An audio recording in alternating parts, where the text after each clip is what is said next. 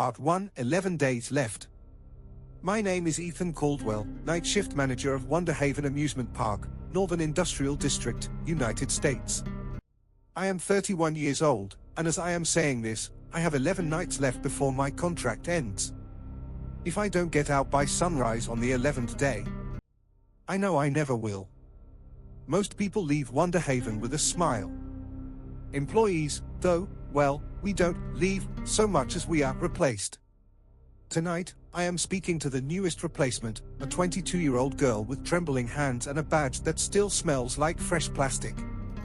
Her name is Delilah Harper, though she prefers Lila. She signed her 5-year contract 3 hours ago. She doesn't know what that means yet. 3:17 a.m. Underground. We stand in the underground, a warren of maintenance tunnels beneath the park, concrete corridors, old fluorescent bulbs flickering like sick hospital lights. The walls sweat moisture and mold. Somewhere behind the pipes, ancient generators hum like dying lungs. In my hand is a crushed employee badge. Mace. Read. Ride operations. There's still blood under the cracked plastic. I haven't cleaned it. I can't. I'm sorry, I tell her quietly. My voice sounds like someone else's. You taking his place? Lila swallows hard, staring at the badge. That was your friend. My partner. 8 years on nights. And yes, the last person before you. She looks around, hearing the hollow wind drift through the ductwork. Where is he now? I don't answer. Instead, I turn my head toward the dark corridor ahead, where a single, distant footstep echoes. Then another. Heavy. Padded. The sound of a cartoon character walking, except one that weighs 200 pounds and is 7 feet tall. Lila stiffens.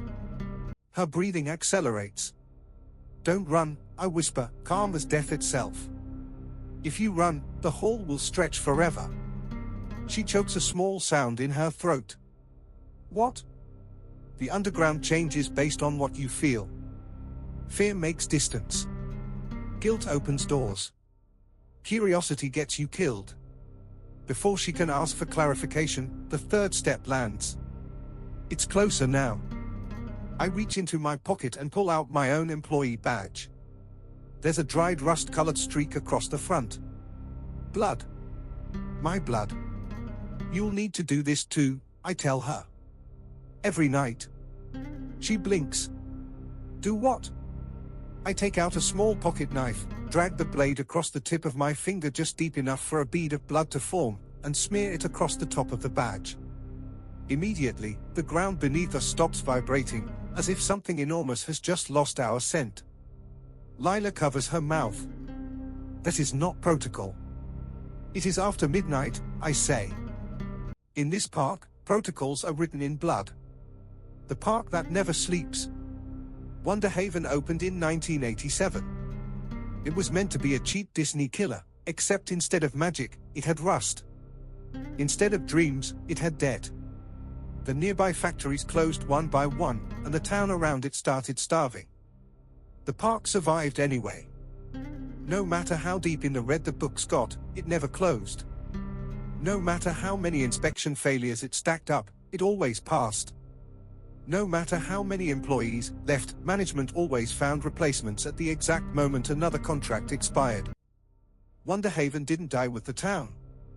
It fed on it. And now it feeds on us. The 5.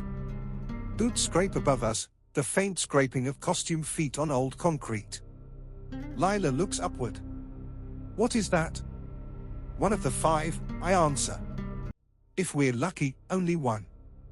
She turns slowly and looks at me as if expecting me to laugh. I don't. The mascots? They're still active. They patrol after midnight. I keep my voice low. If your contract is about to end, they follow you. They watch. And if all 5 gather around you? She shakes her head. No. That's insane.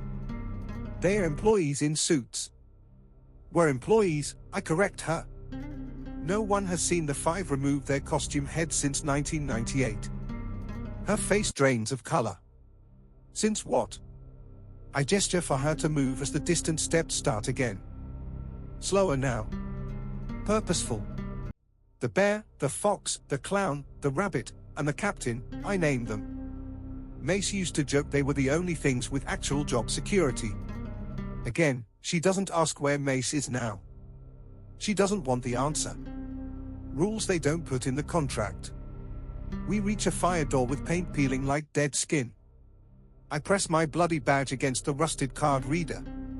The reader beeps once, then the lock opens with a mechanical groan. First rule, I tell her as we step through, you must bleed on your badge every shift.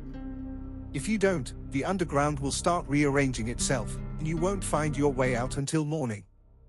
And morning is bad. The park knows when your contract is almost up, I say. If dawn hits and you're still inside on your final day, the mascots come for you. She hugs herself. Why? Why would an amusement park care? I look her dead in the eyes. Because this place isn't a business. It's a feeding system. And our contracts are the bait. Her mouth opens, but before she can speak, a loud metallic bang slams the other side of the door. Something is standing outside. Listening. I lean close to the door and feel the faintest vibration, breathing. A massive chest on the other side, waiting to see if the door will open. Lila trembles.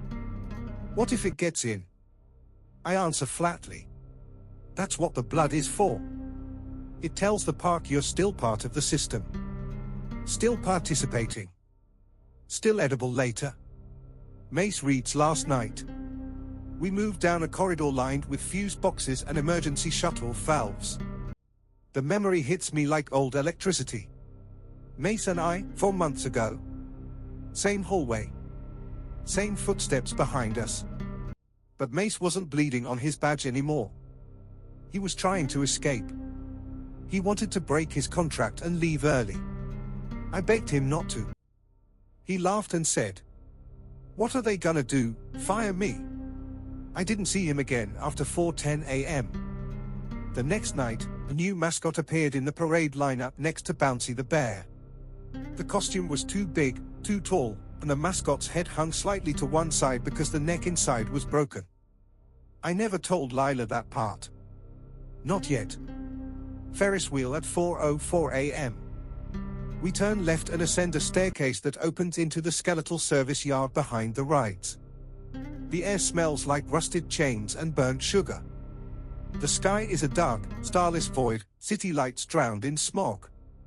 The Ferris wheel towers ahead like a dying moon. Below it, a white enamel plate sits on a pedestal. What is that? Lila whispers. The offering plate. She stares, uncomprehending. At 4:04 every morning, I explain, the Ferris wheel checks for payment. If nothing is offered, it moves on its own. No machine can do that. It doesn't need machinery. She looks at me desperately. What do we put in the plate? 3 candied apples. I nod toward a red bucket of glossy apples nearby. She laughs once, shrill and short. That's superstition. I pick up 1 apple and hold it near my ear. The sugar shell is warm, like flesh. 2 summers ago, 4 employees decided not to make the offering. I wait. She says nothing. At 4:04 a.m., the entire wheel lit up and started turning. No power. No operators. It grabbed all 4 employees between the spokes and crushed them one by one. That's not possible. Security footage exists. Where is it? I look at her. Management deleted it. The park keeps its secrets clean. Her first blood. I hand her a knife. She recoils. I'm not hurting myself. You don't have the luxury.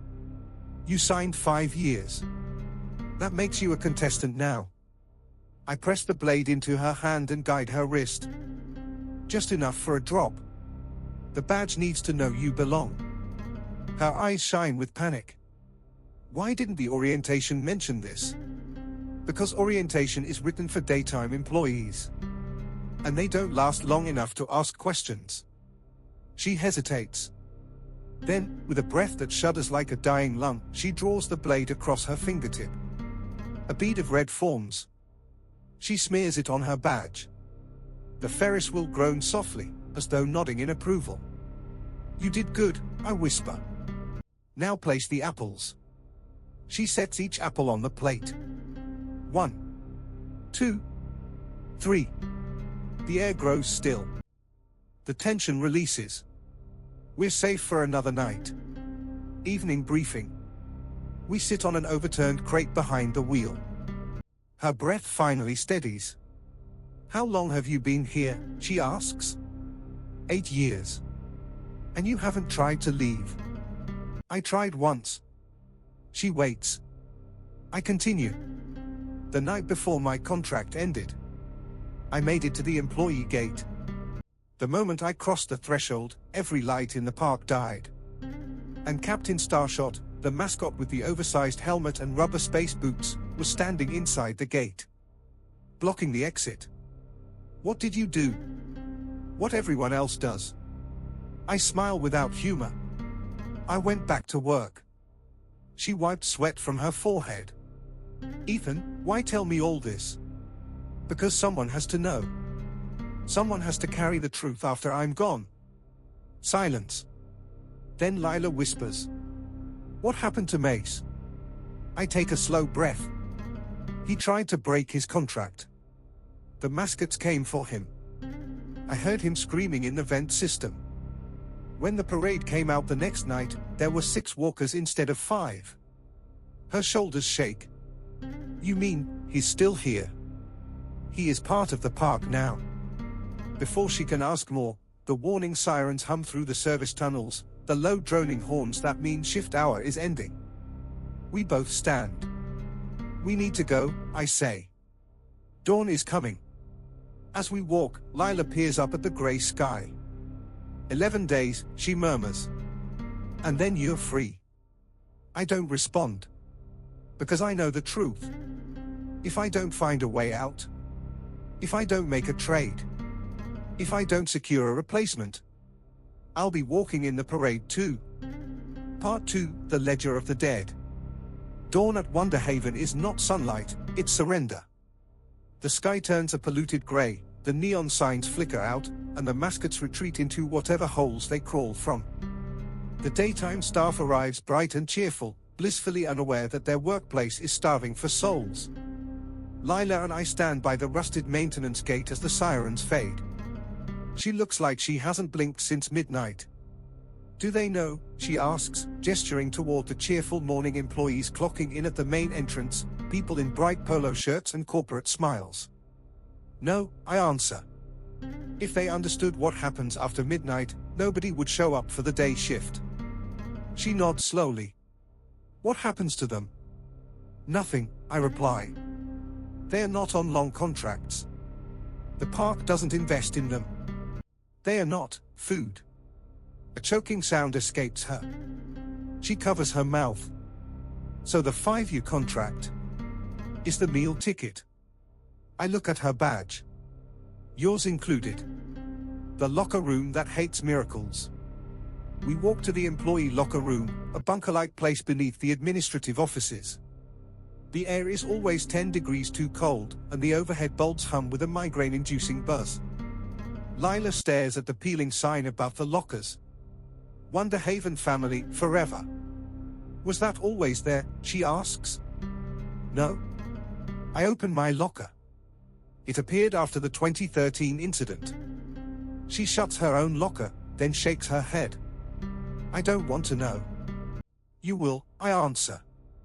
"You won't have a choice." She pauses. "What happened in 2013? I say nothing at first. Then I reach out and pull from my locker a black leather notebook, thick with 8 years of ink and grief. 27 names, I tell her. Everyone who tried to leave early. Her hand trembles as she touches the cover. "You kept records?" "Someone had to. Management denies everything." She runs her fingers across the scratchy stitching. "Is Mace in here?" "Of course.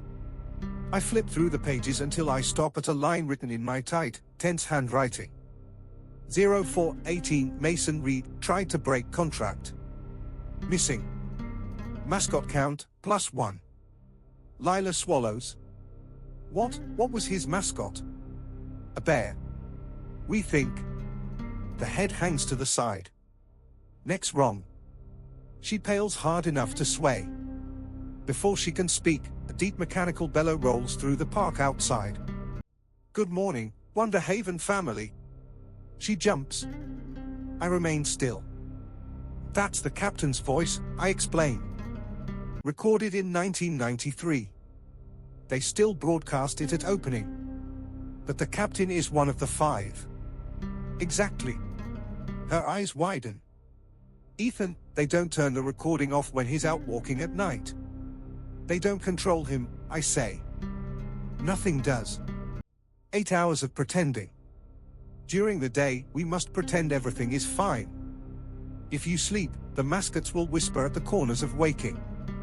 If you panic, supervisors will assume fatigue and reassign you to night shift permanently. By 11 a.m., Lila has stopped shaking enough to sit across from me in the empty break room. A poster of WonderHaven's star mascot, Bouncy the bear, beams down on us. Have a bouncy day. She keeps glancing at it like she expects the foam head to rotate and stare at her. It's worse than haunted, she murmurs. It's organized. Every supernatural thing here follows rules, I say. The park runs on contracts, like a machine. A machine that eats people. Why does it do that? No one knows. Some employees think the founder made a deal with something. Others think WonderHaven has been alive since before the park existed. Maybe the buildings were just the body forming around it. She rubs her arms. And you stayed 8 years. I thought I needed the money. I was a college dropout with rent, debt, and no career. I didn't realize the contract was cursed until year 2. And nobody helped you. I smile thinly. They tried. The girl who didn't make it. I reopen the ledger to a name. Number 15, Sarah Donlin, tried to leave during day. Death, bus impact. She walked out through the main customer gates. Broad daylight. Security guards saw nothing wrong, until a city bus swerved across 4 lanes and hit her at full speed. Lila stares at the coffee cup in her hands. So accidents aren't random. No. If the park wants you dead, it orchestrates it. There's a long silence. Then, quietly. How did you survive this long? Routine, I answer. Obedience. And by making the right payments. She shivers again. Candied apples. And blood on the badge. She whispers, this is hell. No. I shake my head. Hell at least tells you the rules up front.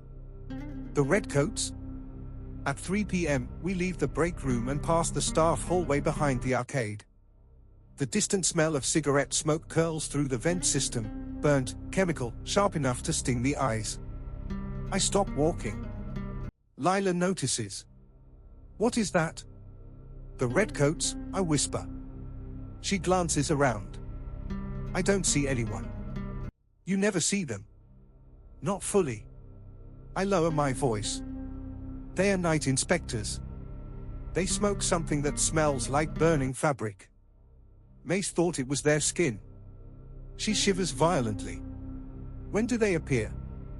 Usually around 2 a.m., near the carousel or the train tunnel. If you smell them, hide. They don't chase, they choose. Choose what? Who gets taken next? The sun sets and the gates change. Day fades faster than logic. By 7 p.m., the sky has turned a rust color, not natural, but the color of dried blood diluted in water. The mascots begin stirring somewhere inside the walls. We stand at the base of the Grand Carousel, that once cheerful centerpiece of WonderHaven. The chipped horses stare lifelessly outward, but their shadows flicker before the overhead lamps even turn on. Lila hugs herself. Why does the park change after dark? Where does the voice of the mascots come from? I never asked, I answer. But there are theories. She waits, pale as bone. Some say the park has a heart.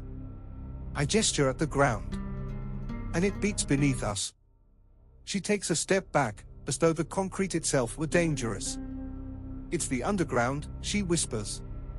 It's alive. No, I say. It's hungry. Shift briefing, the night crew. Only 5 of us clock in for night duty. 8 years ago, there were 12. The supervisors never question the shrinking roster. They just process the payroll adjustments. Lila stands beside me as the security chief, an oily man with a clipped mustache, reads from a clipboard.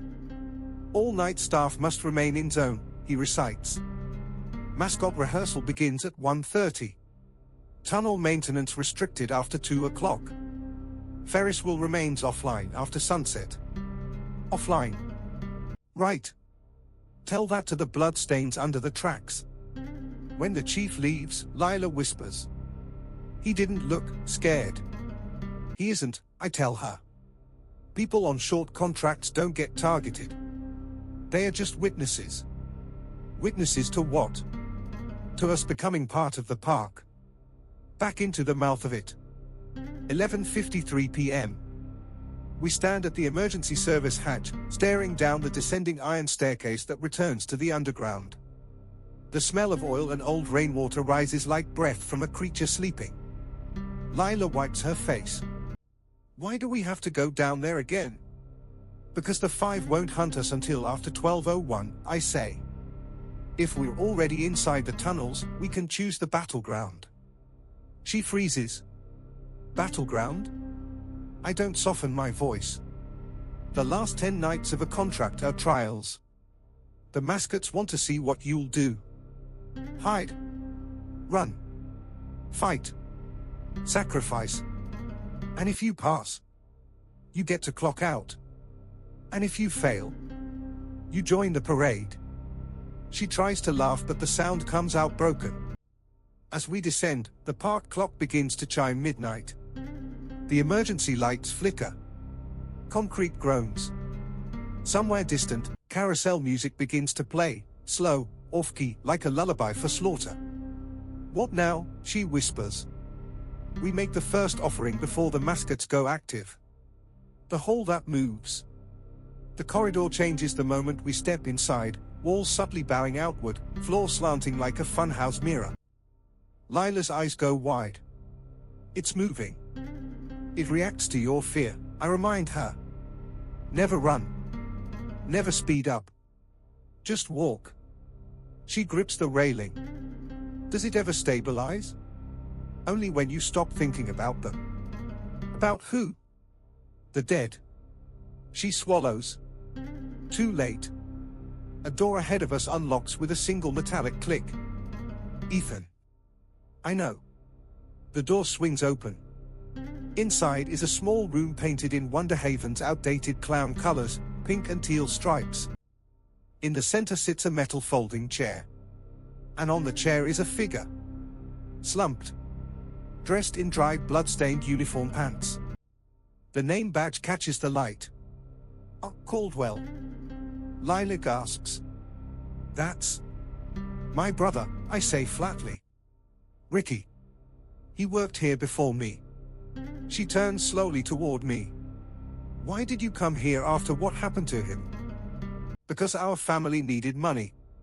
Because I thought he killed himself. Because I didn't know WonderHaven doesn't let you die on your own terms. My brother's corpse does not move. It doesn't need to. Just being here is message enough. I reach forward, close the door, and the lock re-engages on its own, sealing the memory back into the wall. Lila whispers. They make you face them. Yes. The underground forces you to remember everyone you replaced. Her voice breaks. What did Ricky do wrong? He tried to go over the fence. Security found him hanging in the mascot break room the next morning. But he was already dead before they tied the knot. She rubs her hands together, trying not to cry. This place is evil.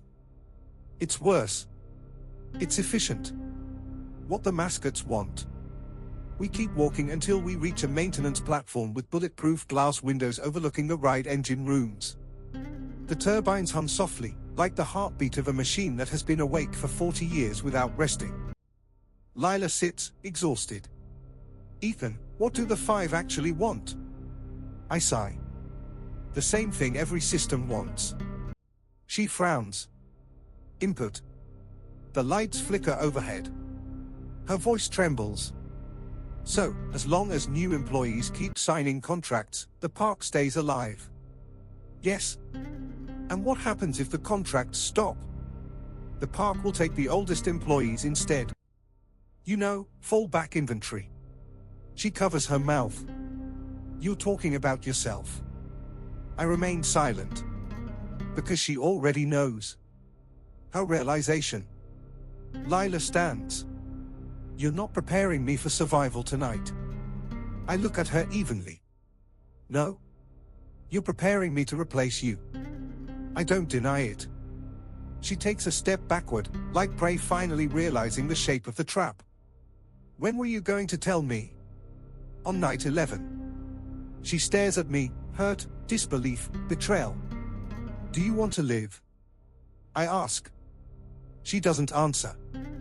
You signed 5 years. I signed 8. The park demands one of us at sunrise on my final day. Unless... She finishes for me. Unless someone with a longer contract takes your place. I nod once. Her voice comes out thin and horrified. You brought me here to save yourself. Everyone does, Lila. Every survivor trains their replacement. That's how the park continues. That's how any machine works. You sound like them. I sound like someone who has 11 nights to live.